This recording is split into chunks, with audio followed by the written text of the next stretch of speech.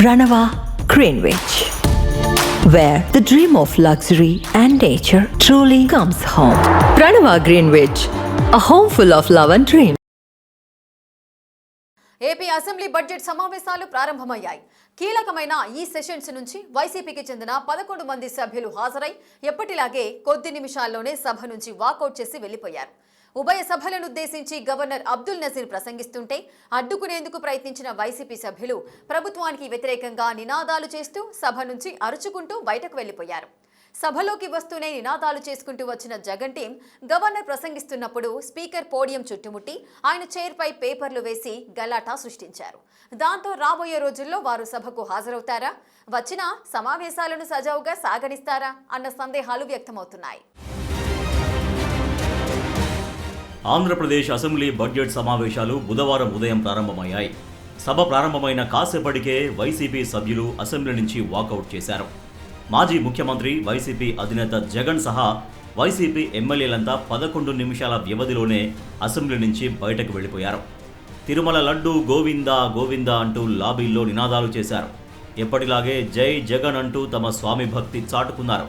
సరిగ్గా 10 గంటలకు అసెంబ్లీలోకి వైసీపీ సభ్యులు వెళ్లి కేవలం 11 నిమిషాలే ఉండి నినాదాలు చేస్తూ స్పీకర్ పోడియంను చుట్టుముట్టి సభాపతి చైర్పై పేపర్లు విసిరి బయటకు వచ్చేశారు.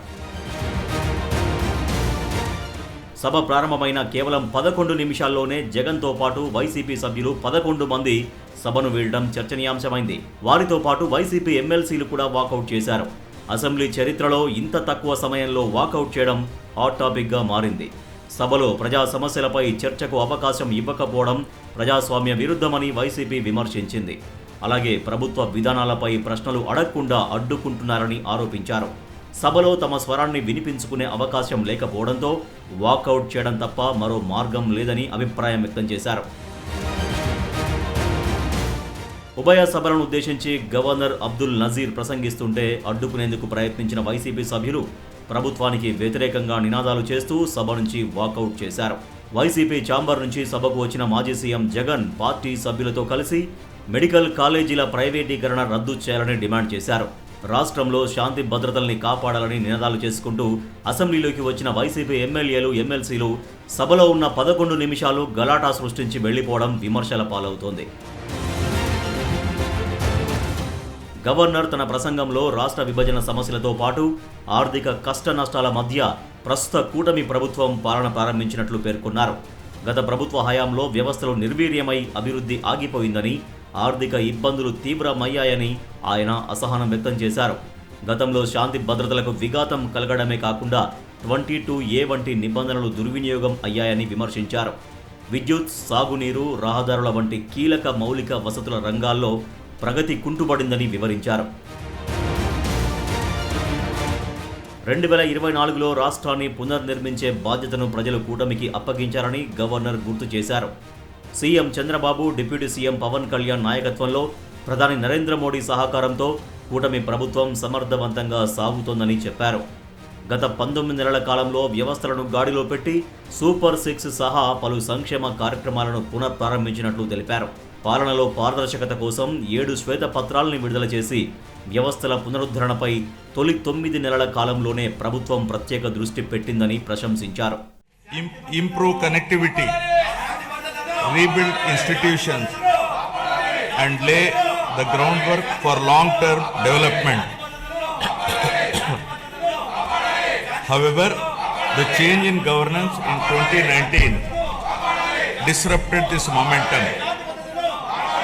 Systemic governance failures emerged, growth stalled, financial stress intensified, institutions destroyed, total anarchy with breakdown of law and order, arbitrary restrictions placed through misuse of Section 22A. Governor ప్రసంగం ఆరంభంలోనే వాకౌట్ చేసిన వైసీపీ సభ్యులు ఆయన ప్రసంగం ముగిసిన తర్వాత జరిగిన బీఏసీ సమావేశానికి కూడా డుమ్మా కొట్టారు.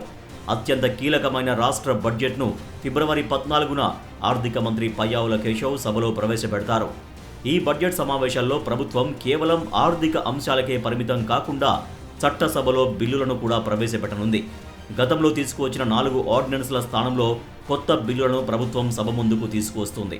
పరిపాలనలో సంస్కరణలు, ప్రజా ప్రయోజనాల దృష్ట్యా ఈ బిల్లులు కీలకం కానున్నాయి.